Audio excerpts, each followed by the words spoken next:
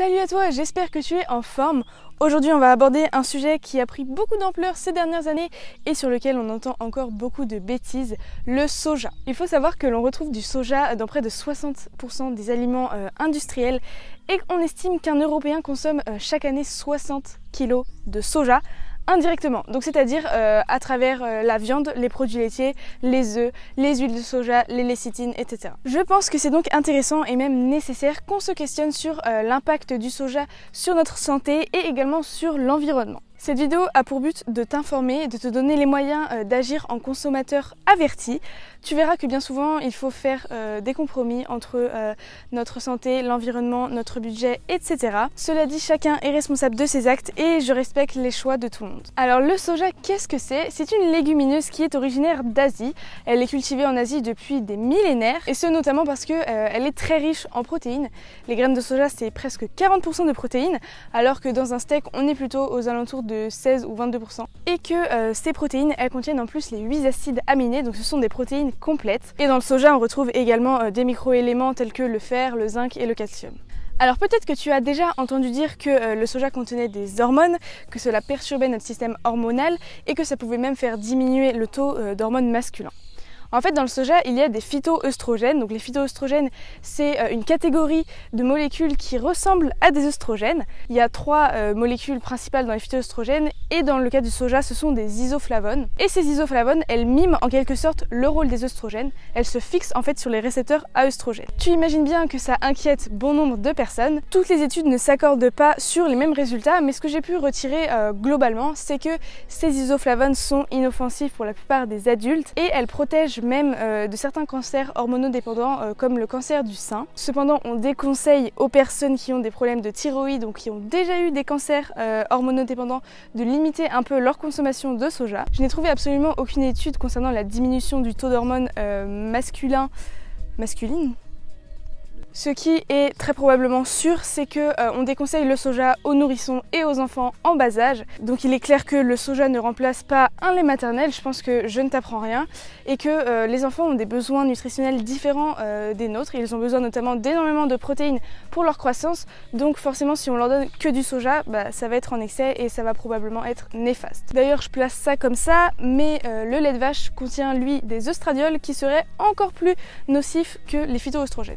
Par ailleurs, tous les dérivés du soja ne contiennent pas la même quantité d'isoflavones. Par exemple, le tempeh, les graines de soja et la farine en contiennent énormément, tandis que le miso, le tofu, la sauce soja, etc. en contiennent beaucoup moins. Donc si tu souhaites tout de même surveiller ce taux, eh bien, je t'invite à choisir des dérivés de soja qui contiennent moins d'isoflavones. On dit aussi que le soja diminue les maladies cardiovasculaires. Il n'y a aucune étude qui a été faite sur le sujet. Cela dit, je pense qu'une chose est sûre, si on consomme du soja comme un substitut à la viande, que ce soit ponctuellement ou dans le cadre d'un régime végétarien, eh bien on consomme moins de graisses saturées et de graisses trans qui sont présentes dans la viande et pas dans le soja. Donc on diminue les maladies cardiovasculaires puisqu'elles sont causées principalement par ces gras. Un autre risque avec le soja, ce sont les OGM. La culture de soja, c'est une des cultures dans le monde qui est le plus transformée génétiquement. C'est donc pour ça que c'est très important de choisir son soja et de surveiller la provenance et les différents labels. En Europe, la majorité des cultures de soja sont sans OGM. En France, n'importe quelle culture OGM est interdite et quand bien même un produit contiendrait plus d'1% d'OGM, il faut que ce soit absolument marqué sur les produits. Je te conseille donc de choisir un soja qui soit français avec si possible la mention sans OGM. Et tu peux aussi regarder les différents labels comme le label bio qui garantit moins d'1% d'OGM et il y a d'autres labels qui ont vraiment une tolérance zéro avec les OGM. Parmi tous les dérivés du soja, il y en a un qui est vraiment problématique et que je t'invite à ne pas consommer du tout. Il s'agit de l'huile de soja. Alors déjà, l'huile de soja, ça contient énormément d'oméga 6. Les oméga 6, ce sont eux qui provoquent des réactions inflammatoires dans votre corps. Et dans notre alimentation occidentale, on sait qu'on a tendance à en manger déjà beaucoup trop au détriment des oméga 3. Et en plus, l'huile de soja, elle est très souvent chauffée et quand on la chauffe, on dénature ces acides gras polyinsaturés, les oméga 6, qui deviennent alors encore plus dangereux et qui favorisent tout ce qui va être inflammation chronique, obésité, maladie de Parkinson, d'Alzheimer, etc. En clair, même s'il faut rester prudent, une consommation de soja régulière et raisonnée peut être vraiment bénéfique pour votre corps, elle peut même vous protéger de certaines maladies. Bien entendu, il faut prendre en compte la provenance du soja, surveiller les labels et essayer au maximum de consommer un soja qui soit sans OGM. On évite également, voire on bannit totalement le soja de l'alimentation des nourrissons, des enfants en bas âge et on ne consomme pas d'huile de soja. Maintenant, parlons de l'impact du soja sur notre environnement, puisque tu n'es pas sans savoir que le soja est un réel désastre pour l'environnement. Contrairement à ce qu'on pourrait penser, ce n'est ni le tofu ni les boissons végétales qui sont vraiment en cause, mais c'est plutôt tout ce qui va être soja caché. Donc par soja caché, j'entends tout le soja qu'on va donner aux animaux pour les élever.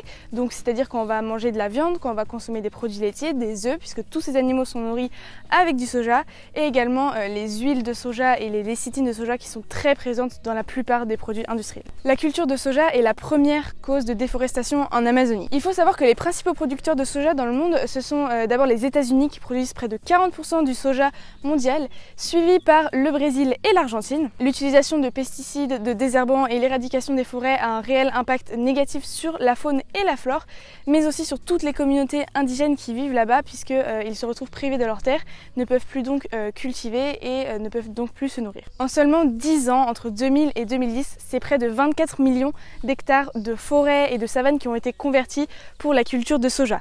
Et ce, seulement en Amérique du Sud. Et ce n'est pas prêt de s'arrêter là, puisque la consommation de soja dans le monde ne fait qu'augmenter, donc il faut sans cesse produire plus et plus. Encore une fois, c'est pour ça qu'il est important de choisir un soja qui soit français, puisque la culture y est bien plus raisonnée et il y a très peu de déforestation. Il y a justement deux labels auxquels tu peux faire attention, c'est le label TRTS et le label Proterra, qui tous les deux garantissent un soja qui soit sans OGM et sans déforestation. Justement, tout à l'heure, on a parlé des OGM, parce que les OGM c'est mauvais pour la santé, mais c'est aussi mauvais pour l'environnement.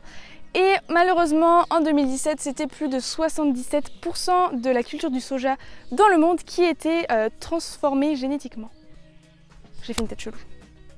La bonne nouvelle, c'est que nous, en tant que consommateurs, on peut agir et faire des choix de façon à ce que notre consommation de soja soit la plus durable possible. Et de cette façon-là, nous limiterons la culture intensive de soja. La première chose qu'on peut faire, c'est limiter sa consommation de viande. Puisque je te l'ai dit, les animaux consomment énormément de soja.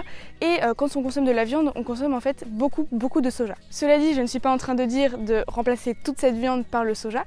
Certes, le soja c'est une très bonne alternative à la viande, mais il existe des tas et des tas de protéines végétales, donc je t'invite à varier ton alimentation puisque ce sera autant bénéfique pour l'environnement que pour ta santé. Maintenant, quand tu souhaites consommer du soja, fais bien attention à la provenance, à la présence éventuelle d'OGM et regarde justement les labels qui peuvent beaucoup t'aider pour ton choix. Comme tu le vois, il s'agit d'un compromis entre environnement et santé. Tu peux, si tu le souhaites, choisir de ne pas consommer de soja du tout.